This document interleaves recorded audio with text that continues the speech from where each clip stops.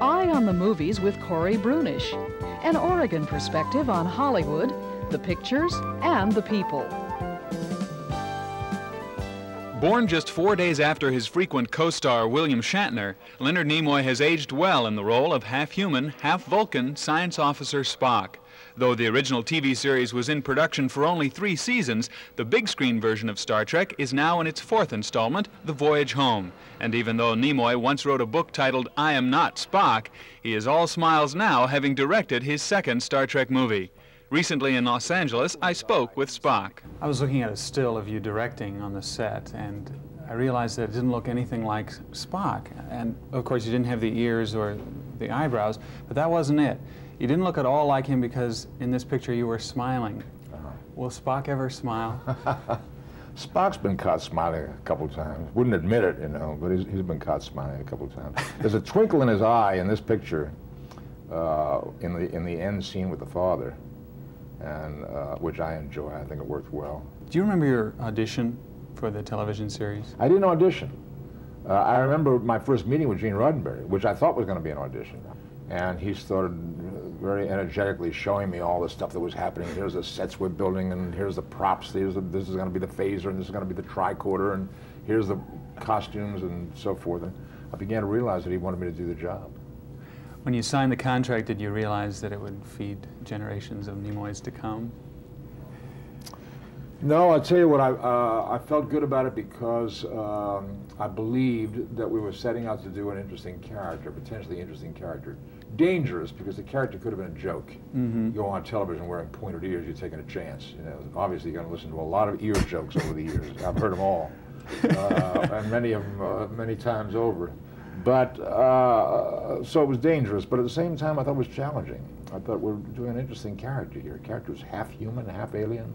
Internal conflict to play, the rational side versus the human side. Interesting challenge. The sins of all our fathers picked up on us the sons. The only choice we're given is how many megatons. Excuse me. And I you mind stopping that damn noise? And I say screw you. And I hope you're blue too. We're all bloody worthless.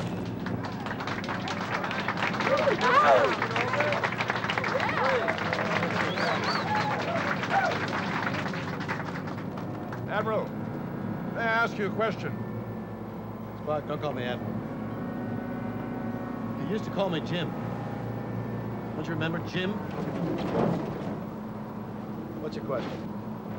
Your use of language has altered since our arrival. It is currently laced with, shall I say, more colorful metaphors. Double dumbass on you, and so forth. You mean the profanity? Yes. That's simply the way they talk here. Nobody pays any attention to you unless you swear every other word. You'll find it in all the literature of the period. For example? All the collected works of Jacqueline Suzanne. The novels are Harold Robbins. Ah, the giants. Star Trek has always had an admiral code of ethics. Where did that come from? Gene Roddenberry had very strong feelings about what the philosophy of the show should be, what kind of stories we should do, and the responsibility of the show in a way to touch on interesting and provocative ideas and boldly go where other television shows didn't go. It was his thinking that I think made it a worthwhile show. When I was 16, I remember looking in the mirror in the bathroom and thinking to myself, now, okay, when he leaves the set, okay, he takes off the ears and he takes off the makeup and he can comb his hair, but what does he do about those truncated eyebrows? How does he get away with that on the street? Well, if I cared about it, I would pencil him in. I'd pencil in a false eyebrow. Usually I didn't care.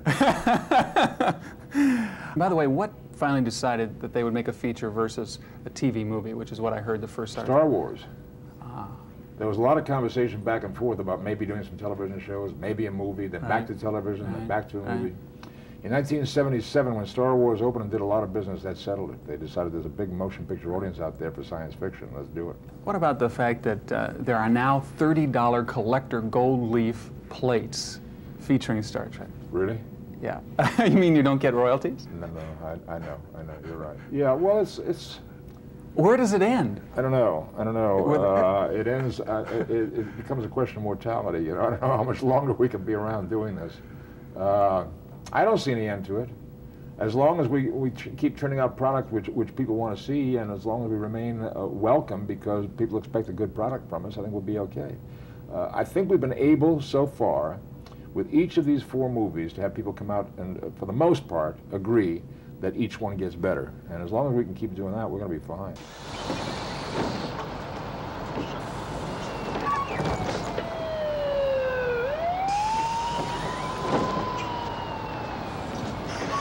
What does it mean, exact change? In Los Angeles, with an eye on the movies, I'm Corey Brunish.